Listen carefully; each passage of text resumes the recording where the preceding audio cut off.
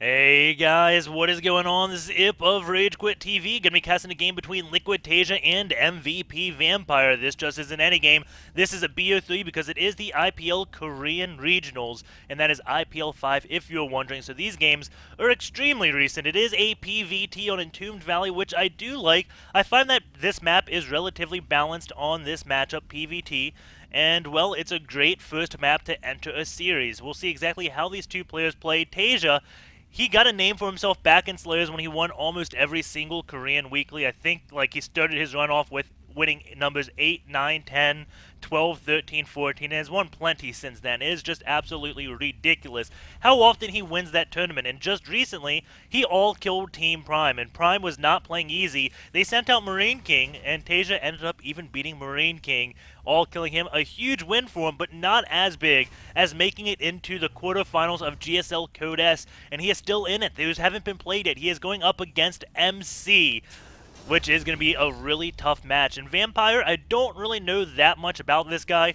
He is currently ranked number 24 on the Korean Grandmaster server. He is on Team MVP, so he is not a pushover. But how do you play against someone like Taeja? Taeja has a huge name. I guess the thing that Vampire has going for him is I'd say TVP is Taeja's weakest matchup. Taeja does really well in TVT and TVZ. I think Taeja's best matchup, of course, is TVZ, and then it would be TVT, then TVP. He is going to be going for a 14cc, and we will have Vampire scouting that really early, just going straight to Taeja's base and scouting clockwise, which happened to be the correct direction. Not going to get a chance to see the CC. Is he going to turn it around? No, he is not. He is just going to, well, he did turn around, but not turn around in the sense of going down to see that command center, just turning around in the sense of going out to scout other bases, and now he's not going to know that Taeja is going for this CC first, which means he's probably not going to be able to go for a one-gate expo just safely because did not get a chance to scout that. Going to be going up here. How far up does he go in this ramp? You're going to go all the way and see no command center, and now he's like, uh-oh. I have just made a huge mistake and I'm going to turn around and go to this base because I don't believe you can spawn on the same side. Draw a horizontal line right here, and you both can't spawn on one hemisphere. So we will have the probe go back into Taeja's base, and he won't see a Marine out, which will be kind of a clue to say, hey, there's a command center being built because it's 4 minutes into the game and there's no Marine out.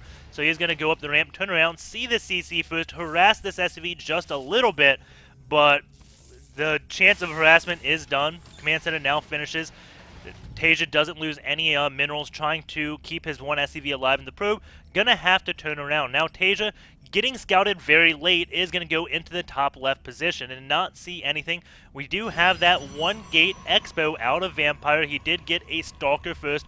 Of course, he didn't need to get the Stalker first. Could have just immediately went into that Nexus because, well, Taeja isn't going to be able to put on any pressure. Now Vampire has three things he can do. He can all in, do a 2-base all-in, which I think is relatively likely just because, and I feel horrible for saying it, I don't know who Vampire is. And whenever you go against a player you don't know, you always think they're a little bit cheesy. Don't lie, you do. But anyways, the other two options he can do is he can either go for a really quick 3rd base, or he can take a lot of tech. And we'll see exactly what Vampire ends up doing. He is getting a Forge, so he will probably get that +1 armor upgrade. That one Stalker does kill the SCV. The SCV does not see the Forge. Sees probably a 1-gate expo, never actually saw the Nexus. And that's something a little bit cool about Entombed Valley, is if you just click up on this ramp, you will never see the building that's building down here. That's kind of what killed Vampire.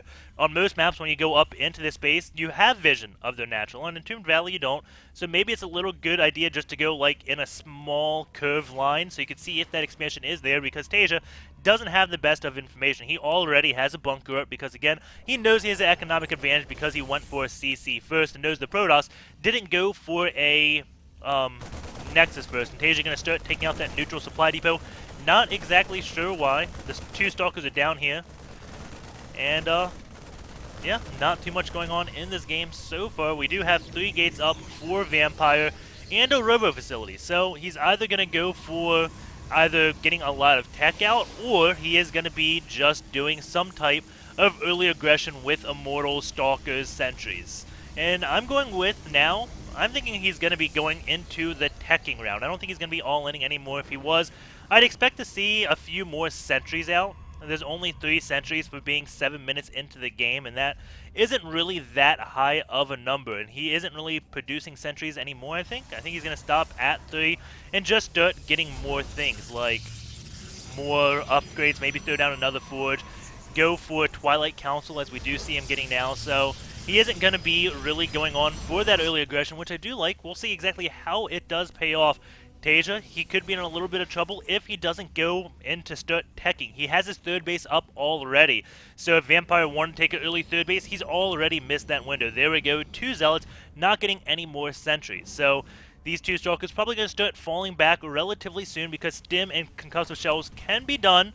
And once those finish, he could lose those 2 Stalkers for free. So these guys are no longer really that safe. He is going to be poking up the ramp with one, maybe. No, he isn't. He does have Blink on the way any second now that will be starting. He's actually getting charged first, and that definitely an odd decision. Getting charged first and does set himself up for any type of drop play. If Taeja ends up getting Metavax, what Charge really helps with is kind of engagements in this middle. What it doesn't help with is killing Metavax, which we know is an issue watching TVZ, Marine King versus TSL's Heon. Killing Metavax is so important. Charge lots, they don't do that. The second thing is, now Taeja has the opportunity to do this drop down here, harass this base when the Zealots come, drop up here, harass the mineral line even more, do a bunch of that thing, could even kill the gateway, Cyber Next Core, come back down to the low ground because Zealots don't have any air control at all. We do have a Templar Archives coming out, which will help against that. And he is going to have Templars out before the 10-minute mark, so he's definitely just rushing that tech out. Going to try to get into Storm as soon as possible, and may actually just go Charge Lot Archon, which would be pretty cool to see. I haven't seen that done very recently. But Taeja does have a lot of Marines out, so he does have what it takes to kind of beat that, as long as his micro is good, and Taeja's micro is very good. Well, I say a lot of Marines because if you just have a lot of Marauders, you'll never actually kill the Zealots, and you'll just be kiting them all day because Marauders don't do that much damage against Zealots. Marines have a higher DPS versus Zealots than Marauders, which I find a little bit funny because Marauder costs not only more than minerals, it costs gas, but it also costs a lot more minerals than that Marine. We do have Taeja looking like he is going to be moving on out, possibly while taking the third base, or maybe just going to start protecting that third base. I assume he's going to move out. He doesn't have any scouting information whatsoever, and doesn't see the Observer over his army, and the Observer just going to see that army and turn around. It sees a lot of Marines. It's 11 minutes into the game, so he now knows that Taeja has a Marine-heavy army, and, well, Metavacs are out, so he is going to probably morph in a few High Templars just so he can feed back those Metavacs, because if he ends up feedbacking the few Metavacs, when Taeja ends up trying to kite the army, he's just going to end up killing his own army. So taking out these 2 Metavacs, even if he doesn't kill them, just taking the energy away will be so key. He's even going to have Colossus out at the 12-minute mark, so both High Templars and Colossus at 12 minutes. That is definitely a little bit of tech rush, so Taeja can do some damage here. He's going to lay down 2 force fields, knowing he has to buy time to get this Colossus out, and I think he also needs to get at least 1 High Templar out. There is a factory over here just scouting this natural. If the factory does land right here, he could do quite a bit of damage by doing a drop up here, just because, again, the Sim City of these gateways. Taeja just staying active on the map. There is no Observer. Keep in mind, Taeja did use a scan to snipe that. So we do have Vampire kind of just... Oh no, there is an Observer right there. So he knows which base Taeja is going to. Not going to be moving this. Does not want to get sniped again. Force field going down, and then he's going to start protecting this base. And now the Colossus is out for Vampire. So now he actually has a siege unit, but we do have that Thermal Lance. Another 50 seconds until it done. Will he engage the army now, or will he wait until it's done? He is now working on +3 ground armor and level 2 attack. He is getting those upgrades out so quickly. Gonna have 3-2 before Taeja has 2-2. As Taeja not even working on that +2 armor, just going for +2 weapons, so he will be at 2-1. Does have ship weapons on the way, which will be good against those Colossus, but again, we already have Vampire able to switch between Templars and Colossus, getting that Storm. Now this is going to be so hard for Taeja to deal with, because he's going to have to decide, do I build Metavacs or do I build Vikings? You have both of those techs so quickly, and not only do you have both that tech, but you have really fast upgrades. This +3 has already started for Vampire. And again, Taeja, he's going to be at 2-2, while 2-1, while Vampire is at 3-3, and that is not a good situation to be in. You can see Vampire being very active on those forges, keeps on chrono boosting those, which is definitely very nice. We do have a Mobius reactor on the way, so we can get Ghost to deal with these High Templar, which will have Storm for this battle, I believe, as it's only another 30 seconds away from completing. Taeja going to be leading with just a few units, seeing what that army looks like, and everything is clumped up right now. So if he ends up getting an EMP like right there, that's all the energy units, Sentries and High Templars both. Observer just watching this army very carefully. Will Taeja end up seeing that and throwing a scan to take it out? You can see him leading with those Marauders, and Vampire is moving out. It is time to engage. +3 armor just about done, but he does have his Storm and Thermal Lance, and that is all Vampire needs to say, hey, I can actually push you back now. It is enough time for you bullying me. And Vampire, is he going to actually go off and attack, or is he just going to try to secure below his ramp so he can take a 4th base? He does look like he just wants to take his 4th base. Does have 3-3, just about completing, is now finally starting that blink play. Scan does go down, picking off that one Observer. Going into the army, we do have 5 High Templars, 14 Stalkers, 3 Colossus, 1 Archon versus 52 Marines, 19 Marauders, and 6 Vikings. Now Taeja, he's going to have to engage in the middle of the map. If he engages somewhere where he cannot get a good concave, like right here, unless he gets a flank on this position, which would be great, he's going to come out behind. He's got to engage in a wide open area so he can get a big concave so he can deal against these storms. You can see only 3 High Templars in the army, which means there is going to be 1 at the natural and probably the 3rd base. No, maybe the main. There's a High Templar hiding somewhere to deal with drops, unless he ended up putting that in his army. It looks like he put it in his army, so leaving just 1 right here so he can deal with any drop play. Taeja not being really aggressive at all. Hasn't done a single drop this game, and that a little bit unique. Terrans generally need to do damage against Protoss, because if the Protoss goes this route and just immediately upgrades everything, they get really far ahead in upgrades. We do see 3-3 done working on +1 shields, because why not? Gonna have that Observer speed, and that will help the Observers greatly. The Protoss is just gonna have a really scary army, and Taeja is gonna have just a very hard army to deal with that Protoss deathfall of Colossus, Archons, High Templars, lots of charge lots. We do have the 1 cannon going to be going down. Possibly not. Scan does go down, only hitting 3 Marauders and a few Ghosts, but that definitely not worth it for the 2 scans he used. But yeah, has plenty of High Templars, and Taeja is balled up right now. He needs to start getting a concave, because again, if he fights this battle balled up, he is going to be losing that. It's going to be a landslide. That's what the Protoss wants. Protoss has a really scary army against Bio. This is not looking that great for Taeja, but Taeja, if he does get a good engagement, he can take this army down relatively easily. Just needs to have a huge concave, and that means not fighting right here where he cannot get the concave. You can see that 1 Marine wanted to see if there is a 3rd base, and there we go. Taeja is going to be splitting up. Storms are going down on those Vikings, none on the Bioforce yet. And did those Templar get EMP? No, it doesn't look like. There we go, some force fields and a storm goes down. Taeja is behind by 30 supply. No matter how good that looked, that was not that great for Taeja. You can see the Protoss not really losing that much, and that was the first big engagement. We do have SCVs being sacrificed. Protoss now going to be going across to attack Taeja. Taeja has not much back at home, but he is going to be going for a little bit of counterattack. We could have a base race, and if that comes down to it, Taeja probably going to be losing that base race. Doesn't have that many units back here. Vampire going to be going off, looking for Taeja's 4th or 5th base. Well, actually 5th base he's looking for going up there. The 4th base will be down here. Taeja is going to be taking out the Protoss' 4th base, and that Nexus will be falling, but Vampire going to be taking out this Planetary Fortress. PF only going to get 1 single kill. These Zealots and Archons clean up this, so there's no more damage that Taeja can do. However, the Protoss is up at Taeja's main.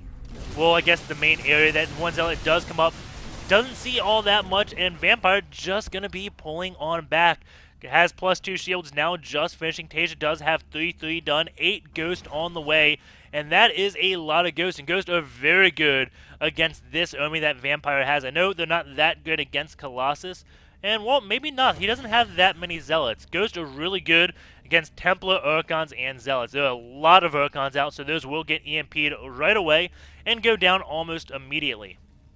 And we do have Taeja just building a lot and a lot more ghosts. 7 ghosts still on the way. He is going to be up to 15 ghosts once all those complete, and probably building even more. We do have +3 shield upgrade being done. He's going to have 333 before like 24 minutes into the game, and that is pretty darn great. We do have 79 energy, 11 energy, and over this one, 65 energy. So doing a great job using Chrono Boost on his main Nexus.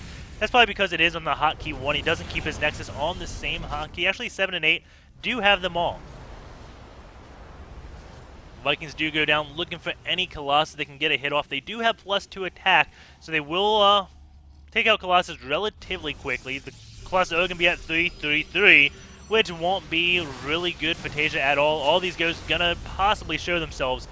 And that is definitely a lot of ghosts. Ghosts are great. They do good DPS. They don't have stim, but they don't just die in storms because they do have 100 life versus the Marines 55, almost double the life. So the Vikings are going to go into an engagement. They are clumped up, and the Archons are not going to be hitting them right now. Snipes going down on a lot of those Templars. Ghosts are just going to cloak. EMP is going down on those Archons, and Taeja is going to be able to push out this force. Going to be able to deal with this very nicely, and that one Archon is going to get taken out. Really good EMPs from Taeja to take out all those Archons almost immediately. 173 supply to 132. Taeja has pulled ahead in something I did not think was possible after that first engagement, but that engagement going really well for Taeja. You can see this loss tab evening itself up. It was like 6,000 differential. Now it's only a 1,500. These ghosts definitely had the EMPs they needed. And Taeja going to be keeping on pressing this issue. But you can see the Protoss is going to be maxing out really fast. The supply difference was like 60 supply. Now it's only 30 supply. Taeja may be able to take out this 4th base, but the Protoss will be back at a 200 army. No Colossus in this. These Archons need to get EMP'd. Do those ghosts have energy to EMP? Yes, they do. So now the game is looking pretty good for Taeja. Vampire is on 5 bases. Taeja could easily take that one out. The Vikings are going to go up here, see that probe transfer. Now we do have the battle going. Archons need to get EMP down, and it doesn't look like any EMPs are really going off. There we go. First EMPs go off on that High Templar, and no storms ready. Actually, the Templar getting in range. No, he did not have the energy. Taeja doing a great job here. That Colossus doing a lot, but 2 Templar just going to be coming in. Decide to go into Archon formation. Did not have the energy to get that storm off. Taeja going to be pressing his issue going forward. That Colossus with some good micro, but that is not enough. These Archons trying to do their best. No more EMPs available for Taeja. No more storms available for Vampire. And he's going to be warping in a little bit more. Does have defender's advantage. Going to be pulling back. We can get another warp in, and that will allow him to hold on. Actually, I lied. There was enough for one more EMP, as that Ghost does live with 100 energy. And those Vikings were doing a little bit of harassment. 22 probes killed versus the 15 SCVs. And we do have a handful of Marauders coming out. These 2 Archons going to be leading the charge. Again, no energy on anything. The Medivacs have even ran out of energy. A few EMPs went up on those Archons, which will allow Taeja to win this small battle, possibly. But no, the Protoss has just too much. And now he's going to be targeting down those Medivacs, saying, Taeja, you're not going to have any more healing. And with that, Taeja does throw the GG. Very well played game right there. We had some Zealots off in the back, trying to do harassment most likely. Hope you guys enjoyed that game. Take care, and I will see you in a little bit, because it is a BO3. We have Vampire taking game number 1 off of Taeja. And something I did not expect, but hey, anything can happen. We will see what Taeja's expecting in game 2. Stay tuned.